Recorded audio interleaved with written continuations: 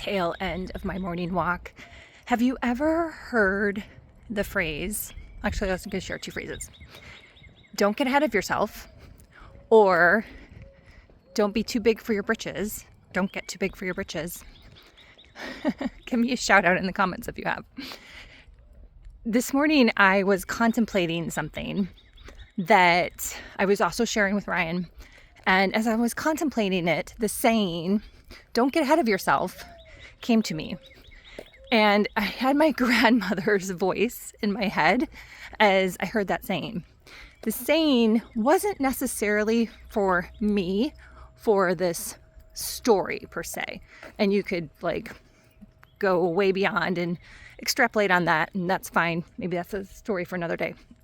But in the terms of what I was thinking about, something I saw, it was about that person not getting ahead of themselves. And that was what was dropped in with my grandmother's voice. And so I shared it with Ryan, and Ryan goes, yeah, he's like, but also don't get too big for your britches. And when he said that, he had a defeated energy. I could feel his energy go, And my husband is truly one of the greats. He's amazing.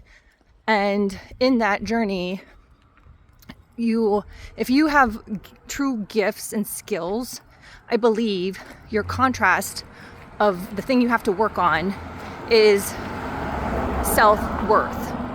Your people, I'm noticing, I've been studying people for a long time, and I'm almost 55, so a lot of years in corporate world and sales and online now. And we've been in business for over 14 years. So I have a wide range of experience in various channels of business, let's say, versus the majority of people online. And so what that gives me is just a bigger breadth of experience and context to pull from. So when he said that, I just saw his own self-worth journey stemming from his family, probably shutting him down over the years, or people. And I saw it in his energy field. And I was like, okay, he's trying to get ready for a charter, right? So he's trying to focus. And here I am with my downloads and my connecting dots that I do. That's what I love to do. And so I was like, okay, let's not go here right now. Let's just stay with the topic, which is then, don't get too big for your britches. So I see, though, a clear difference between don't get ahead of yourself, be careful not to get ahead of yourself, and don't get too big for your britches.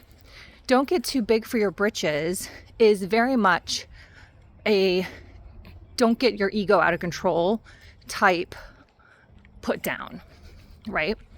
And that's what it does. It just shuts down your energy field, your self-love, any type of excitement you would have had for something you accomplished. If someone says that to you, it's all of a sudden you're like, oh, wow, yeah, I guess I'm not that great. And quite frankly, my name of my YouTube channel is Own Your Greatness. We all need to own our greatness. We are all great. We all need to own our greatness. So imagine how that just has messed with people, right, over the years, if someone says that to you. However, on the flip side, don't get ahead of yourself. I believe my perspective, and you can tell me in the comments if you agree. Again, I would love to hear if people have heard these sayings before in their life.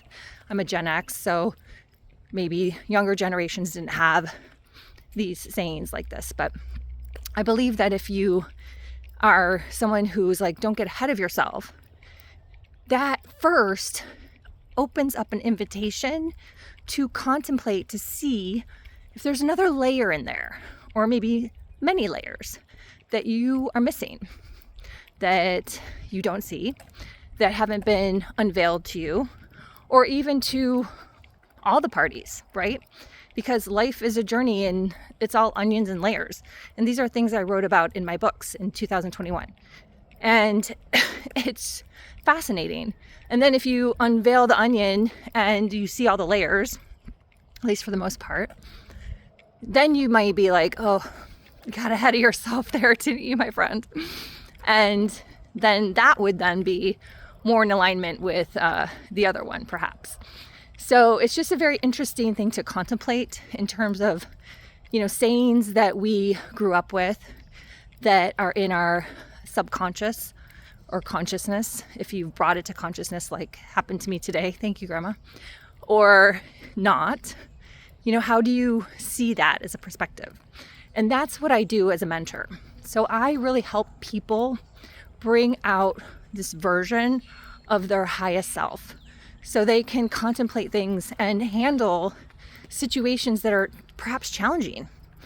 Like the whole situation that, we've been walking the walk on with, our sport fishing business and how amazing my husband is. He's truly awesome.